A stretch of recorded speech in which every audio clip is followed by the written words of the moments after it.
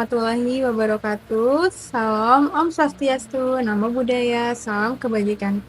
Halo semuanya, perkenalkan saya Syifa Nurhidayanti sebagai peserta Lasar CPNS dari Kementerian Pertahanan, gelombang 3, kelompok 4, dengan nomor siswa 196. Kali ini saya akan membagikan learning journal saya mengenai materi agenda 3, yaitu Smart ASN dan Manajemen ASN. Kali ini pembelajarannya melalui dua metode, yaitu yang pertama ada sinkronus dan yang kedua ada asinkronus. Untuk sinkronus, kita belajar melalui tatap muka melalui via Zoom bersama coach kami.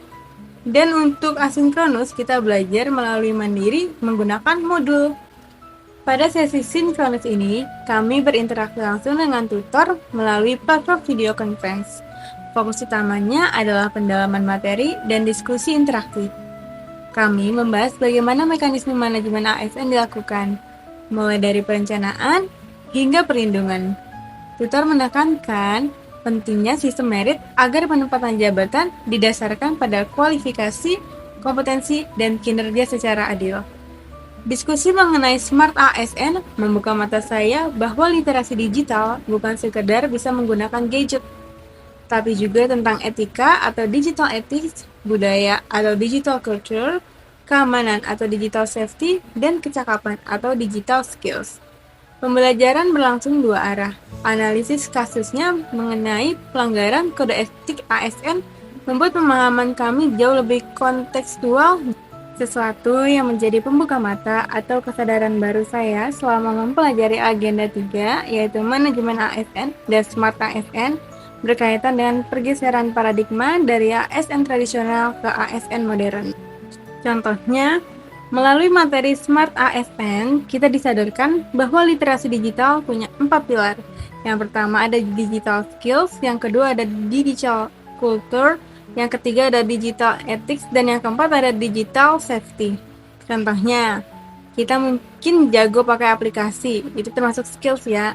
Tapi apakah kita punya etika saat berkomentar? Atau apakah kita paham cara melindungi data instansi? Ini adalah aspek yang sering terabaikan. Selain itu, di tengah maraknya hoaks dan polarisasi di media sosial, peran ASN sebagai unsur perekat dan pemersatu bangsa menjadi sangat krusial.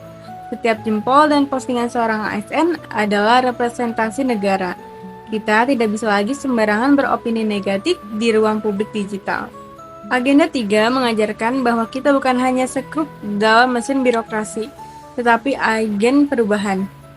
Manajemen ASN memberikan kerangka kerja bagaimana kita bisa mengusulkan inovasi atau digitalisasi untuk memotong jalur birokrasi yang berbelit-belit melalui konsep smart government. Pada etik bukan sekedar pajangan.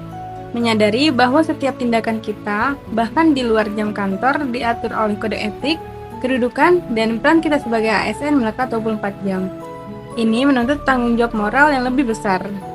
Momen eye-opener di agenda 3 adalah kesadaran bahwa menjadi ASN bukan sekedar mendapat pekerjaan tetap, melainkan menjadi bagian dari transformasi besar untuk membawa Indonesia menjadi birokrasi kelas dunia lewat teknologi dan integritas.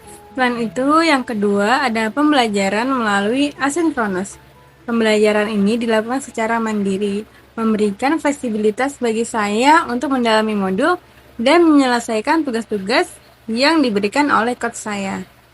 Aktivitasnya itu, yang pertama kita mempelajari modul PDF dan video terkait Smart ASN dan Manajemen ASN. Lalu kita mengerjakan tugas individu berupa analisis isu terkait manajemen ASN di unit kerja masing-masing.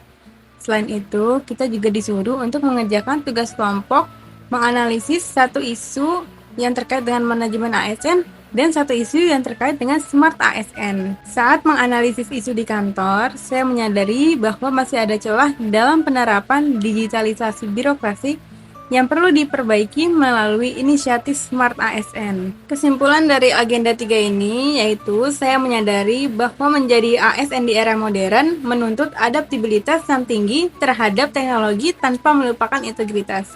Komitmen saya yaitu menjalankan kewajiban sesuai peraturan perundang-undangan, menjadi teladan dalam bermedia sosial dan menggunakan teknologi untuk efisiensi kerja, serta terus meningkatkan kompetensi tanpa menunggu instruksi dari atasan. Sekian pembelajaran mengenai agenda 3 saya. Wassalamualaikum warahmatullahi wabarakatuh.